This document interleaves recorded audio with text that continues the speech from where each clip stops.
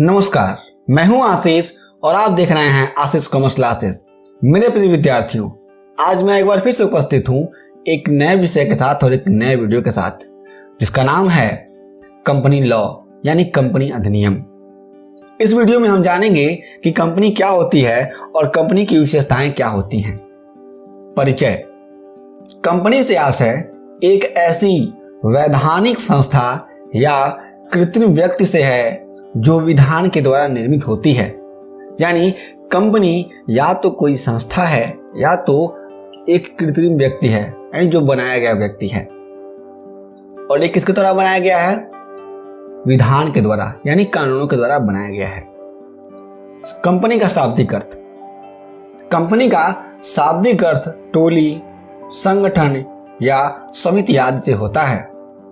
पुराने समय की बात की जाए तो व्यवसाय के घटकों में एकाकी व्यवसाय यानी प्रोप्राइटरशिप, साझेदारी व्यवसाय यानी पार्टनरशिप आदि प्रचलित थे, परंतु बाजार एवं उद्योग धंधों की बढ़ती संख्या तथा मांग के अनुरूप नए घटक का अभ्युदय हुआ। कंपनी लैटिन भाषा से लिया गया है, जिसका अर्थ होता है साथ साथ। अतः यह समझा जा सकता है कि यह अनेकानेक व्यक्तियों का संगठन होता है जो साथ साथ रह के काम करते हैं। ये तथ्य हैं, यानी यहीं से कंपनी का उद्भव हुआ। अब आते हैं कंपनी अधिनियम पे कि कंपनी अधिनियम 2013 में कंपनी के बारे में क्या कहा गया है। तो भारतीय कंपनी अधिनियम के अनुसार इसका आशय यानी कंपनी का आशय कुछ और ही है, जो इस प्रकार से है। कंपनी एक वैधानिक कृत्रिम व्यक्ति है जिसका निर्माण भारतीय कंपनी अधिनियम के अंतर्गत हुआ है। इसका अपना पृथक अस्तित्व होता है, अविच्छिन्न यानी शाश्वत उत्तराधिकार होता है और अपनी सार मुद्रा होती है। अब इस परिभाषा को हम आगे चल के इसकी विशेषताओं में बढ़िया से समझ पाएंगे। अब देखते हैं कंपनी की धारा 2(20) के अनुसार क्या कहा गया है कंपनी के बारे में। कंपनी से तात्पर्य उस संस्था से है जो या तो इस अधिनियम यानी कंपनी अधिनियम 2013 या फिर किसी पूर्व कंपनी अधिनियम के अंतर्गत निर्मित हुई है। हम समझ सकते हैं कि जो कंपनी अधिनियम 1956 था, जो कंपनी अधिनियम 1985 के आसपास में 1800 के आसपास में जो कंपनी अधिनियम था अंग्रेजों के जमाने में, उस कंपनी में भी, उस अधिनियम में भी अगर कोई कंपनी निर्मित हुई है तो उस कंपनी को भी क्या करेंगे, हम कंपनी के दायरे में ला देंगे, यानी वो भी कंपनी की परिभाषा में आएगी। अब आते हैं कंपनी की विशेषताओं पे। कंपनी की विशेषताएं जो हैं वो कुछ इस प्रकार से हैं। पहला, विधान द्वारा निर्मित कृत्रिम व्यक्ति। इसका मतलब क्या हुआ कि कंपनी एक क्या है, कृत्रिम व्यक्ति है। कृत्रिम मतलब होता है बनाया गया, और क्या दिया गया पहले, विधान द्वारा यानी कानूनों के द्वारा बनाया गया एक कृत्रिम व्यक्ति है जो हमेशा एक व्यक्ति की तरह कार्य करता है। दूसरा, पृथक अस्तित्व यानी सेपरेट एंटिटी। जो कंपनी होती है इसका जो अस्तित्व होता है वो पृथक होता है। किन से? अपने सदस्यों से, जो उसके शेयरहोल्डर्स होते हैं, जो डायरेक्टर्स होते हैं। जब कभी भी किसी कंपनी में किसी डायरेक्टर के द्वारा, किसी भी मेंबर के द्वारा कोई फॉल्ट किया जाता है तो उसका हर्जाना उस मेंबर को भरना पड़ता है, न कि कंपनी को।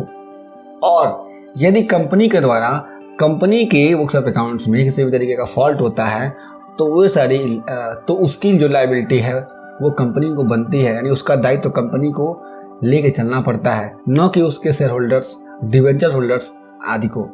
तीसरा, शाश्वत अविच्छिन्न उत्तराधिकार यानी परपेचुअल सक्सेशन। इसका मतलब ये हुआ कि जो कंपनी है वो शाश्वत है, यानी हमेशा चलती रहती है, कभी भी ये रुकती नहीं है।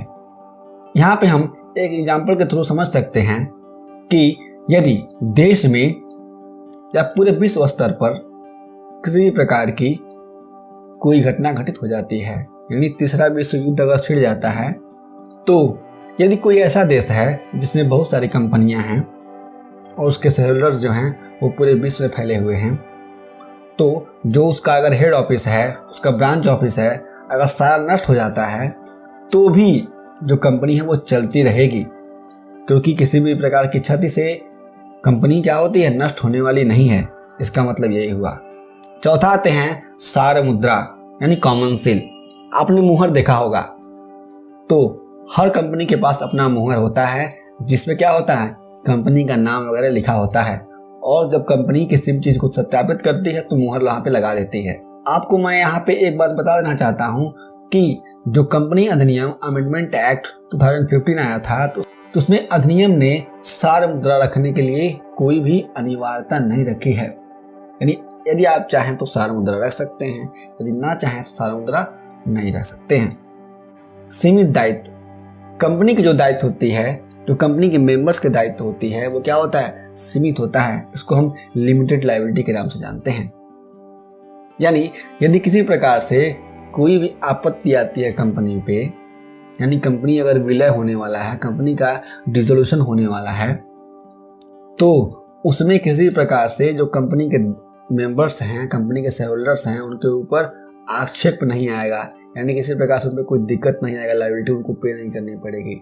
यानी उनको अपनी संपत्ति से पैसा पे करके कंपनी के लोन को नहीं पे करना पड़ेगा। छठवां, हस्तांतरणीय अंश यानी ट्रांसफरेबिलिटी ऑफ शेयर्स। कंपनी का जो शेयर्स होता है उसको हम एक लोगों से दूसरे लोगों के पास भेज सकते हैं।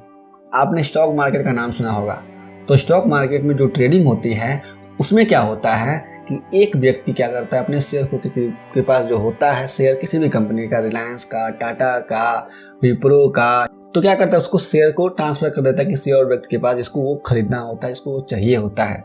इसको बोलते हैं हस्तांतरणीय अंश। सातवां, अभियोग चलाने का अधिकार। कंपनी के पास ये अधिकार होता है कि वो किसी भी प्रकार का अभियोग चला सकते हैं, यानी किसी प्रकार का केस कर सकते हैं अगर किसी भी प्रकार के लॉ का वायलेशन होता है तो। आठवां, सदस्यों की संख्या। इसमें क्या होता है कि कंपनी में सदस्यों की संख्या क्या होती है, लिमिटेड होती है। किस कंपनी में, 1% कंपनी में, यानी केवल उसमें क्या होता है, केवल एक सदस्य होता है। और प्राइवेट कंपनी में यानी निजी कंपनी में क्या होता है, कम से कम 2 और अधिकतम 200 सदस्य होते हैं। और पब्लिक कंपनी में न्यूनतम 7 और अधिकतम की कोई सीमा नहीं है। कार्य क्षेत्र की सीमाएं, यानी जो कंपनी है वो क्या करेगी, उसके भी कार्य क्षेत्र की कुछ सीमाएं हैं।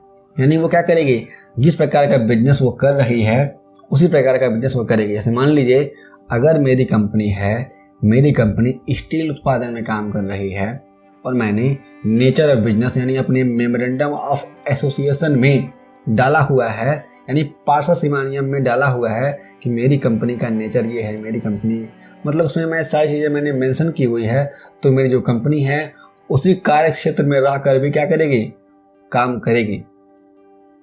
इसके अलावा कोई काम नहीं कर सकती है। और इसके अलावा कोई इलीगल काम है, गैर कानूनी काम वो भी कंपनी नहीं कर सकती है, क्योंकि वो कंपनी अधिनियम में क्या है, निषेध है। 10वां, कंपनी का समापन। जब कभी भी कंपनी अपने दायित्व को पूरी नहीं कर पाएगी या फिर कोई गलत काम करेगी, कोई इलीगल काम करेगी, तो कंपनी का समापन हो जाएगा। या तो कंपनी का समापन गवर्नमेंट के द्वारा होगा या तो कंपनी का समापन कंपनी अपनी स्वेच्छा से करेगी। कभी कभी ये होता है कि कंपनियां किसी विशेष उद्देश्य के लिए बनाई जाती हैं और वो उद्देश्य पूरा होने के बाद से कंपनी अपनी इच्छा से, स्वेच्छा से क्या होती है, अपने आप को खत्म कर लेती है। तो क्या होता है, कंपनी का समापन हो जाता है। तो मेरे प्रिय साथियों, आपको ये वीडियो कैसा लगा हमें नीचे कमेंट बॉक्स में जरूर बताइएगा। हम अगले वीडियो में कंपनी के प्रकारों की चर्चा करेंगे, जिसमें हम विस्तार से जानेंगे कि कंपनी का प्रकार क्या होता है या कंपनी के वर्गीकरण क्या होता है। तो आपको ये वीडियो कैसा लगा कमेंट बॉक्स में बताने के साथ साथ हमें ये भी बताइएगा कि आपको इस चैनल पे जो भी वीडियोस दिए जा रहे हैं वे कैसे लगते हैं, क्या आप उनसे संतुष्ट हैं।